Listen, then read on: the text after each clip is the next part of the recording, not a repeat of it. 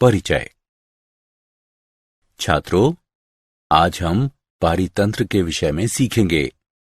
कोई बता सकता है कि पारितंत्र क्या है? हाँ सर, एक निकाय जिसमें जैव घटक तथा अजैव घटक एक इकाई के रूप में सम्मिलित रूप से क्रिया करते हैं। बहुत अच्छे। जैव घटकों से तुम्हारा क्या आशय है? सर, इसमें सभी सजीव चीजें आती हैं। और अजैव घटक क्या होते हैं? इसमें सभी निर्जीव चीजें जैसे कि सूर्य का प्रकाश सम्मिलित है, जो सजीवों की वृद्धि में सहायक है। बहुत अच्छे। इस पाठ में हम पारितंत्र की क्रियाविधि के बारे में सीखेंगे। तो आओ शुरू करें। उद्देश्य। इस पाठ के अंत में आप निम्न करने में सक्षम हो जाएंगे: पारितंत्र की संरचना एवं प्रकार का वर्णन करना, पारिस्थितिक पिरामिड का वर्णन करना, पारिस्थितिक अनुक्रम की व्याख्या करना, पादपों के अनुक्रम का वर्णन करना, पोषक चक्र की व्याख्या करना और पारितंत्र सेवाओं के विषय में जानना। पारितंत्र संरचना एवं क्रियाशीलता। पारितंत्र में किसी क्षेत्र के समस्त जैव व अजैव घटक तथा उनकी अन्योन्य क्रियाएं सम्मिलित होती हैं। प्रत्येक पारितंत्र में जीवों का विन्यास एक या अधिक परतें या स्तर बनाता है। प्रत्येक में विशिष्ट प्रकार की प्रजातियों की समष्टियां होती हैं, जो स्तर विन्यास कहलाता है। स्तर विन्यास जल के बड़े निकायों जैसे कि झीलों एवं महासागरों में भी पाया जाता है। इनमें स्तरों का विभेदन प्रकाश की प्रवेश्यता, तापक्रम, घुली ऑक्सीजन की मात्रा इत्यादि के द्वारा होता है। किसी पारितंत्र के मुख्य प्रकार निम्न हैं: उत्पादकता, अपघटन, ऊर्जा प्रवाह, पोषण चक्र। उत्पादकता। प्राथमिक उत्पादकता वह दर है जिस पर ऊर्जा को प्रकाश संश्लेषक तथा रसायन संश्लेषी स्वपोषियों द्वारा कार्बनिक पदार्थों में परिवर्तित किया जाता है। इसे भार प्रति ग्राम वर्ग या ऊर्जा किलो कैलोरी प्रति मीटर वर्ग के रूप में व्यक्त किया जाता है। जैव मात्रा के उत्पादन की दर उत्पादकता कहलाती है। इसे प्रति ग्राम वर्ग प्रति वर्ष के रूप में परिभाषित किया जाता है। उत्पादकता को सकल प्राथमिक उत्पादकता यानी जीपीपी तथा नेट प्राथमिक उत्पादकता यानी एनपीपी में विभाजित किया जा सकता है। किसी क्षेत्र या निकाय में उत्पादकता की कुल मात्रा सकल प्राथमिक उत्पादकता कहलाती है। कार्बनिक पदार्थ की एक निश्चित मात्रा का उपयोग उत्पादकों के जीवन हेतु श्वसन आदि में उपयोग कर लिया जाता है और अवशेष बचने वाली मात्रा नेट प्राथमिक उत्पादकता यानी एनपीपी कहलाती है। उदाहरण के लिए, पादप द्वारा उत्पादित जीपीपी की एक निश्चित मात्रा इसके अपने श्वसन हेतु उपयोग कर ली जाती है। एनपीपी बराबर जीपीपी माइनस श्वसन में क्षति हुई ऊर्जा। प्रति इकाई समय तथा क्षेत्रफल पर पोषितों की जैव मात्रा में बढ़ोतरी की दर द्वितीयक उत्पादकता कहलाती है। प्राथमिक उत्पादकता पोषक तत्वों तथा विविध पर्यावरणीय कारकों पर निर्भर होती है। अपघटन। अपघटन वह प्रक्रिया है जिसमें जटिल कार्बनिक पदार्थ सरल कार्बनिक पदार्थों में और अंततः अकार्बनिक यौगिकों के रूप में खंडित किए जाते हैं। अपरद अपघटन हेतु कच्ची सामग्री होती है। अपरदाहारी ऐसे जीव होते हैं जो अपरद से आहार प्राप्त करते हैं और इसे सरल यौगिकों में विखंडित कर देते हैं। अपघटन के निम्न चरण होते हैं: खंडन। ये अपरद को सरल यौगिकों में विखंडित करने की प्रक्रिया है। निक्षालन। यह प्राकृतिक प्रक्रिया है जिसके द्वारा जल में विलय पदार्थ जैसे कि उर्वरक, कीटनाशी आदि खुलकर मृदा या अपशिष्टों से बाहर चले जाते हैं। अपचय एंजाइमों द्वारा अपरद को सरल कार्बनिक यौगिकों में और फिर अकार्बनिक यौगिकों में परिवर्तित किया जाना अपचय कहलाता है। ये एंजाइम जीवाणुओं एवं कवकों जैसे अपघटकों द्वारा स्रावित होते हैं। अपघटन के चरण। ह्यूमिफिकेशन ह्यूमस बनने की प्रक्रिया ह्यूमिफिकेशन कहलाती है। मृत तथा सड़ते जैव पदार्थ को ह्यूमस में विखंडित करने वाले जीवाणुओं से अन्योन्य क्रिया द्वारा मृदा में ह्यूमस बनता है। निर्मित होने वाला ह्यूमस अपघटन की दर को कम कर देता है। खनिजीकरण ये वह प्रक्रिया है जिसमें कुछ सूक्ष्म जीवों द्वारा ह्यूमस का पुनः खंडन किया जाता है और अकार्बनिक पोषक तत्व मुक्त किए जाते हैं। ऊर्जा प्रवाह उत्पादक सामान्यतः पर्णहरित धारक स्वपोषित जीव होते हैं जो सूर्य के प्रकाश की सहायता से प्रकाश संश्लेषण क्रिया के द्वारा अकार्बनिक कच्ची सामग्रियों से कार्बनिक यौगिक बनाते हैं। हरित पादप पारितंत्र में उत्पादक माने जाते हैं।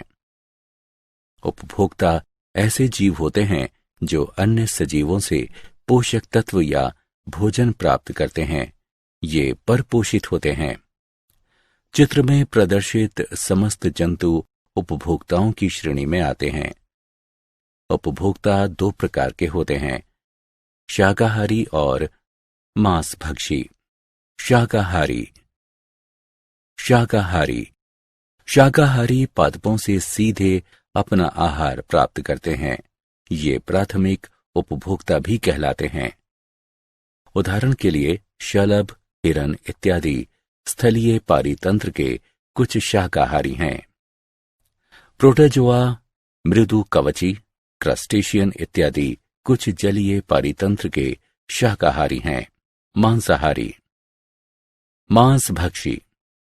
मांसभक्षी ऐसे जंतु होते हैं जो अन्य जंतुओं का आहार या शिकार करते हैं। शाकाहारियों से आहार प्राप्त करने वाले मांसभक्षी प्राथमिक मांसभक्षी या द्वितीयक उपभोक्ता कहलाते हैं, जैसे कि मेंढक, पक्षी, लोमड़ी, बिल्ली इत्यादि। जो जंतु प्राथमिक मांसभक्षियों से आहार प्राप्त करते हैं वे द्वितीयक मांसभक्षी या तृतीयक उपभोक्ता कहलाते हैं, जैसे कि उल्लू, मोर, चीता, शेर इत्यादि। द्वितीयक उपभोक्ताओं का कुछ बड़े मांसभक्षियों द्वारा शिकार कर लिया जाता है। ये तृतीयक उपभोक्ता कहलाते हैं। बड़े मांसभक्षी जैसे कि शेर, चीता इत्यादि जिनका शिकार नहीं किया जा सकता, वे खाद्य श्रृंखला में शीर्ष स्थान धारण करते हैं और शीर्ष मांसभक्षी कहलाते हैं। पादपों एवं जंतुओं दोनों का उपभोग करने में सक्षम जंतु सर्वाहारी कहलाते हैं, जैसे कि मनुष्य। अपमार्जक मृतोपजीवी सूक्ष्म जीव जैसे कि जीवाणु और कवक इत्यादि होते हैं, जो उत्पादकों तथा उपभोक्ताओं के मृत शरीरों व उनके कार्बनिक अपशिष्टों से अपना भोजन प्राप्त करते हैं। अपमार्जकों को प्रायः उनके छोटे आकार के कारण सूक्ष्म उपभोक्ता भी कहा जाता है। स्रोत से पादपों में ऊर्जा का स्थानांतरण, जो सजीवों की एक श्रृंखला के माध्यम से आहार लेने और आहार बन जाने की प्रक्रिया द्वारा होता है, वह खाद्य श्रृंखला कहलाता है। चारण खाद्य श्रृंखला सदैव हरित पादपों से आरंभ होकर तृतीयक उपभोक्ता स्तर तक जाती है और हरित पादप सौर ऊर्जा को अवशोषित करने वाले पहले सजीव होते हैं, जबकि अपरद खाद्य श्रृंखला अपरदहारियों से आरंभ होती है। इस खाद्य श्रृंखला में जीवाणु और कवक प्रथम होते हैं। किसी पारिस्थितिक समुदाय में खाद्य श्रृंखलाओं का अन्योन्य संबंध खाद्य जाल कहलाता है। ऊर्जा प्रवाह। पोषी स्तर।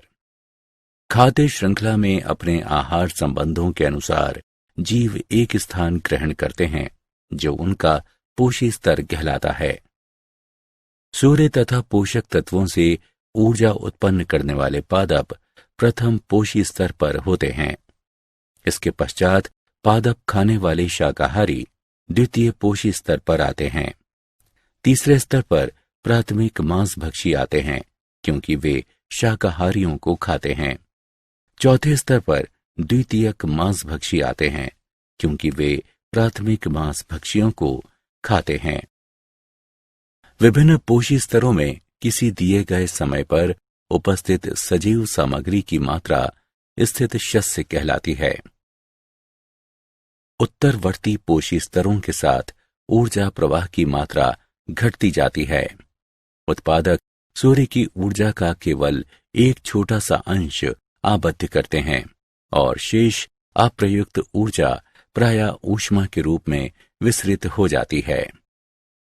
उत्पादकों के सकल उत्पादन या सकल प्राथमिक उत्पादन यानी जीपीपी में आबद्ध ऊर्जा का भाग उनकी स्थित शस्य श्वसन के रखरखाव के लिए और शाकाहारियों को भोजन उपलब्ध कराने के लिए किया जाता है। अप्रयुक्त नेट प्राथमिक उत्पादन एनपीपी अंततः अपरद में परिवर्तित हो जाता है जो अपमार्जकों के लिए ऊर्जा स्रोत का कार्य करता है। शाकाहारी मांसाहारियों को ऊर्जा प्रदान करते हैं और अप्रयुक्त ऊर्जा अपमार्जकों को प्रेषित हो जाती है। पारिस्थितिक पिरामिड। सूची स्तंभ। पोषी संरचना को पारिस्थितिक पिरामिड के रूप में ग्राफीय तरीके से दिखाया जा सकता है।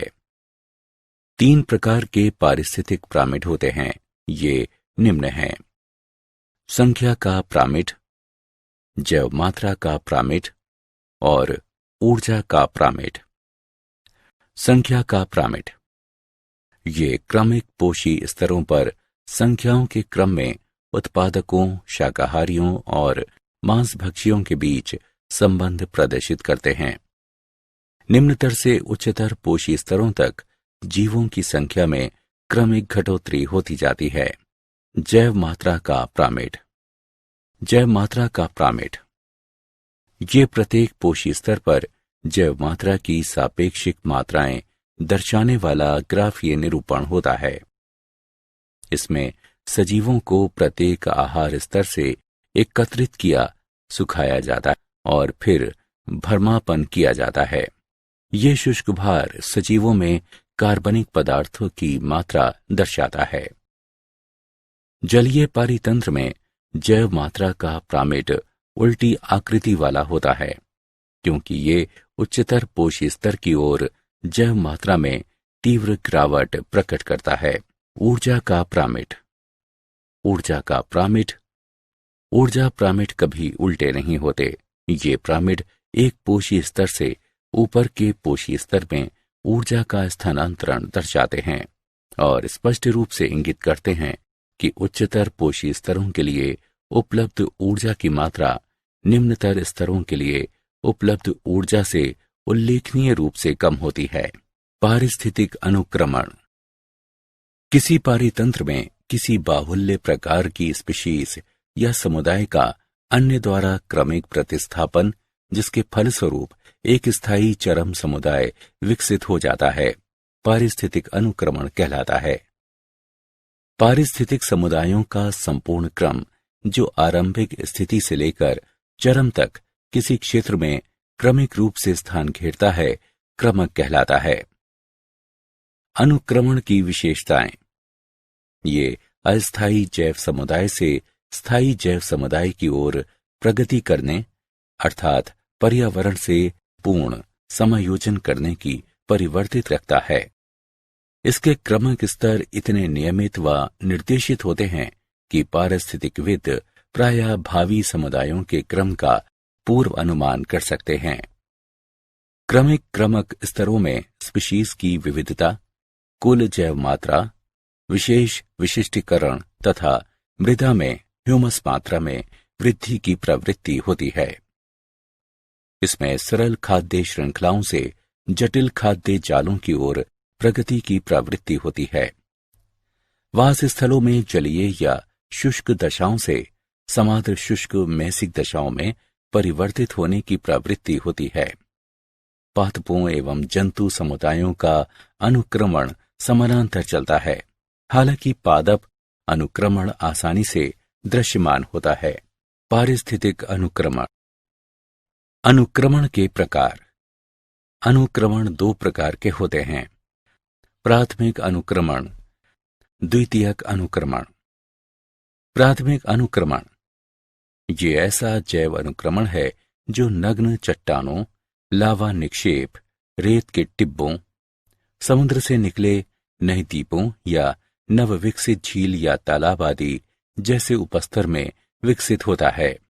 ऐसा उपस्तर प्रथम जीवन या प्रोगामी समुदाय के प्रति विरोधी होता है।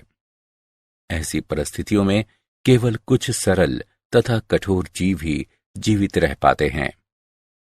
प्राथमिक अनुक्रमण के अनुक्रमण स्तरों का क्रम प्राथमिक क्रम कहलाता है। हिमनदीय निवर्तन के पश्चात प्राथमिक अनुक्रमण होता है। हिमनदीय निवर्तन के पश्चात नग्न चट्टानें पीछे बची रह जाती हैं। समय के साथ इन चट्टानों पर मॉस और लाइकेन पनपने लगते हैं। जब ये मृत हो जाते हैं तो इनके कार्बनिक पदार्थ अपरदित चट्टान कणों से मिश्रित होकर सरल मृदा बनाते हैं। मृदा बनने के साथ घास और छोटे शाकीय पादप उगने शुरू हो जाते हैं। गहराई में मृदा अधिक जल धारण करती है। पारिस्थितिक अनुक्रमण। द्वितीयक अनुक्रमण ये एक जैव अनुक्रमण होता है जो ऐसे क्षेत्र में होता है जो पूर्व प्रचलित जैव समुदायों के आग, सूखे, भूस्खलन, भूकंप इत्यादि के कारण नष्ट हो जाने के उपरांत रिक्त हो जाता है और जहां कुछ मात्रा में सूक्ष्म जीव व पर्याप्त मात्रा में कार्बनिक पदार्थ बच जाते हैं।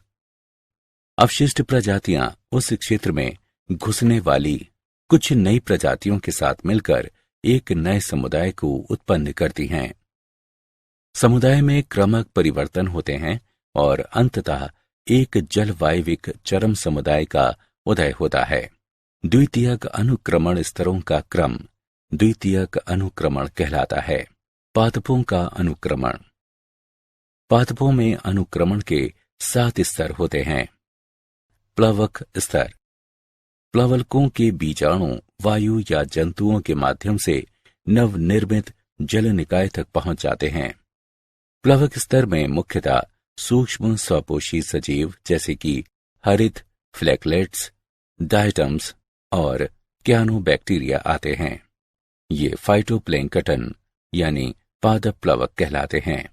पादप प्लवकों की समष्टि प्राणी मंद प्लवकों यानी जूप्लैंक्टन से संतुलित होती है जो पादप प्लवकों को खाते हैं। पादप प्लवकों की मृत्यु और अपघटन सिल्ट से मिश्रित होकर तालाब के तल में नर्म कीचड़ बनाता है जो अगले क्रमक स्तर की समृद्धि हेतु अनुकूल होता है। जड़ युक्त निमग्न यानी जड़ीय जलोद्भिद स्तर। कार्बनिक पदार्थ से मिश्रित नर्म कीचड़ निमग्न पादपों जैसे कि पोटेमोगेटन, हाइड्रिला, वेलिस्नेरिया, यूट्रिक्यूलेरिया, जेनिचेलिया इत्यादि की समृद्धि के अनुकूल होता है। इनकी जड़ें कीचड़ में होती हैं और पानी से भरी रहती हैं। पादपों के आसपास सिल्ट और रेत का संचय जल निकाय को उथला बनाता है। निमग्न पादपों की मृत्यु और अपक्षय नवनिर्मित मृदा को ह्यूमस से समृद्ध करता है। इससे यह क्षेत्र निमग्न पादपों के लिए कम उपयुक्त हो जाता है और अगले क्रमक स्तर के लिए अधिक उपयुक्त हो जाता है। प्लावी स्तर यानी प्रातृण। क्षेत्र में तैरते स्थिरक पादपों जैसे कि निम्फिया, नेलुम्बो इत्यादि की प्रजातियां घुस आती हैं। ये पादप जल को खनिज एवं कार्बनिक पदार्थों से समृद्ध कर देते हैं। कुछ मुक्त प्लावी प्रजातियां जैसे कि Azolla, Lemna, Wolffia, Pistia, Spirodela, Eichhornia इत्यादि भी यहाँ प्रकट हो जाती हैं। प्लावी स्तर की तीव्र समृद्धि होने से तल और मोटा होता है तथा परिधि पर जल उथला हो जाता है। नरकुल अनूप स्तर। जलथलीय पादप जैसे कि टाइफा, फ्रैगमेटिस, सेगिटेरिया, स्क्रिप्स इत्यादि क्षेत्र में प्लावी पादपों को प्रतिस्थापित कर देते हैं। ये पादप प्रचुर मात्रा में कार्बनिक पदार्थ उत्पन्न करते हैं तथा जल की विशाल मात्रा को छानते हैं। ये पादप तलछटीय सामग्री व ह्यूमस को संचित करते हुए तट निर्मित करते हैं। उपस्तर अब दलदली भूमि में बदल जाता है। कच्छ शातवल स्तर। जल निकाय के दलदली तट पर कैरेक्स, साइपेरस और जंकस इत्यादि प्रजातियां आ जाती हैं। कुछ घास जैसे कि थेमेडा, डाइकेंथियम और कुछ शाख जैसे कि काल्था, कैंपनूला, पॉलीकोनम इत्यादि भी क्षेत्र को घेर लेती हैं। ये पादप इस क्षेत्र को और अधिक ह्यूमस समृद्ध बना देते हैं। काष्ठ भूमि स्तर। इस स्तर में इस क्षेत्र में कुछ झाड़ीनुमा पादप आ जाते हैं जो तेज धूप तथा जलमग्नता दशाओं को सहन कर सकते हैं। उदाहरण के लिए सेफेलेंथस ये छाया उत्पन्न करते हैं और तीव्र वाष्पोत्सर्जन द्वारा मृदा को शुष्क बनाते हैं। धूप तथा जलमग्नता सहन कर सकने वाले कुछ वृक्ष जैसे कि पापुलस, एलनस इत्यादि भी क्षेत्र में आ जाते हैं। ये पादप वाष्पोत्सर्जन करते हुए जलस्तर को और गिराते हैं तथा अधिक मृदा निर्माण करते हैं। चरम वन। पूर्व अध्यासी विलुप्त हो जाते हैं और उनका स्थान अधिक छाया सहनशील और समोद्भिदीय प्रजातियां ले लेती हैं। इस प्रकार कभी गहरे जल के अंतर्गत रहा क्षेत्र अंततः एक वन में रूपांतरित हो जाता है। ये ध्यान रखना चाहिए कि चरम समुदाय की प्रकृति जलवायु पर निर्भर होती है। वन समुदाय तभी विकसित होता है जब जलवायु अधिक नम हो। शुष्क जलवायु में चरम समुदाय घास भूमि या किसी अन्य जीरक समुदाय में बदल जाता है। पोषक चक्रण। सजीवों में तथा सजीवों व उनके भौतिक पर्यावरण के बीच पोषकों या तत्वों का संतत विनिमय जैव भू रासायनिक या पोषक चक्र कहलाता है। पोषक चक्र के प्रकार गैसीय और अवसादी। गैसीय पोषक चक्र के स्रोत वायुमंडल में उपस्थित हैं। कार्बन, नाइट्रोजन चक्र आदि गैसीय पोषक चक्र के उदाहरण हैं। अवसादी पोषक चक्र के स्रोत भूपप्रटी में उपस्थित हैं। फास्फोरस, पोटेशियम चक्र आदि अवसादी पोषक चक्र के उदाहरण हैं। पारितंत्र कार्बन चक्र। सभी सजीव कार्बन से बने होते हैं। कार्बन महासागरों, वायु और चट्टानों में भी पाया जाता है।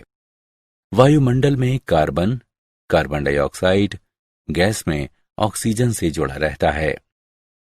पादप कार्बन डाइऑक्साइड तथा सूर्य के प्रकाश का उपयोग करके अपना भोजन बनाते हैं और वृद्धि करते हैं। समय के साथ पादपों की मृत्यु हो जाती है और वे भूमि के अंदर दब जाते हैं, जो लाखों वर्षों का समय बीतने के साथ कार्बन से बने जीवाश्म ईंधनों जैसे कि कोयले और तेल में बदल जाते हैं। जब मनुष्य जीवाश्म ईंधन जलाते हैं तो अधिकांश कार्बन कार्बन डाइऑक्साइड के रूप में तीव्रता से वायुमंडल में प्रवेश कर जाता है। कार्बन डाइऑक्साइड एक हरित गृह गैस है और वायुमंडल में ऊष्मा आबद्ध कर लेती है। इसके तथा अन्य हरित गृह गैसों के बिना पृथ्वी एक जमा हुआ जगत बन जाएगी। लेकिन मनुष्यों ने इतना अधिक ईंधन जलाया है कि अब वायु में कार्बन डाइऑक्साइड की मात्रा उससे 30% अधिक है जितनी ये 150 वर्ष पहले थी। इससे पृथ्वी दिनों दिन गर्म होती जा रही है। पारितंत्र फास्फोरस चक्र। फास्फोरस चक्र एक अवसादी चक्र है। वायुमंडल फास्फोरस का भंडार नहीं है। न ही सूक्ष्म जीव फास्फोरस को नाइट्रोजन की तरह स्थिर करते हैं। जैवमंडल में फास्फोरस का लगभग समस्त भाग पादपों की जड़ों द्वारा मृदा से अवशोषित किए जाने के माध्यम से पहुंचता है। जब फास्फोरस खनिजों से युक्त चट्टानों का अपक्षय होता है तो मुख्यतः Ca5PO4 3OH घुल जाते हैं और सजीवों के उपयोग हेतु अकार्बनिक फास्फोरस का अपेक्षाकृत छोटा भंडार उपलब्ध हो जाता है। अधिकांश मृदाओं में पादपों द्वारा अवशोषित किए जाने वाले फास्फोरस का बड़ा भाग उन कार्बनिक अणुओं से आता है जिनका अपघटन होने से पादपों हेतु उपलब्ध अकार्बनिक रूपों में फास्फोरस मुक्त होता है। कार्बनिक आबद्ध पोषक तत्वों का पादप उपलब्ध रूपों में निर्मोचन खनिजीकरण कहलाता है। फास्फोरस का उपयोग सजीवों द्वारा ऊर्जा स्थानांतरण में न्यूक्लियक अम्लों के एक घटक के रूप में तथा जैविक झिल्लियों के संरचनात्मक तत्व के रूप में किया जाता है। पारितंत्र सेवाएं। पारितंत्र निम्न सेवाएं प्रदान करता है। वायुमंडल के गैसीय संघटकों का रखरखाव करना, वनों एवं महासागरीय तंत्रों द्वारा जलवायु नियंत्रण, प्राकृतिक कीट नियंत्रण, मृदा का निर्माण एवं संरक्षण, जल का संरक्षण एवं शोधन, पोषक चक्रण इत्यादि। क्या आप जानते हैं 1935 में आर्थर ट्रांसले नामक अंग्रेज पारिस्थितिकविद ने पारितंत्र शब्द प्रस्तुत किया। कुछ पोषक तत्वों तथा धूप का प्रबंध करके उष्ण कटिबंधीय फलों वाले पौधों को घरों के अंदर उगाया जाना संभव है। पूरी पृथ्वी पर निर्वनीकरण जलवायु परिवर्तन का सबसे बड़ा कारण है। सारांश। आइए हमने जो कुछ सीखा है उसे संक्षेप में दोहराएं। पारितंत्र में किसी क्षेत्र के समस्त जैव व अजैव घटक तथा उनकी अन्योन्य क्रियाएं सम्मिलित होती हैं। जैव मात्रा के उत्पादन की दर उत्पादकता कहलाती है। कार्बनिक पदार्थ की एक निश्चित मात्रा का उपयोग उत्पादकों के जीवन हेतु श्वसन आदि में उपयोग कर लिया जाता है और अवशेष बचने वाली मात्रा नेट प्राथमिक उत्पादकता कहलाती है। NPP बराबर GPP माइनस श्वसन में क्षति हुई ऊर्जा। अपघटन वह प्रक्रिया है जिसमें जटिल कार्बनिक पदार्थ सरल कार्बनिक पदार्थों में और अंततः अकार्बनिक यौगिकों के रूप में खंडित किए जाते हैं। शाकाहारी पादपों से सीधे अपना आहार प्राप्त करते हैं। मांसभक्षी ऐसे जंतु होते हैं जो अन्य जंतुओं का आहार या शिकार करते हैं। पादपों एवं जंतुओं दोनों का उपभोग करने में सक्षम जंतु सर्वाहारी कहलाते हैं, जैसे कि मनुष्य।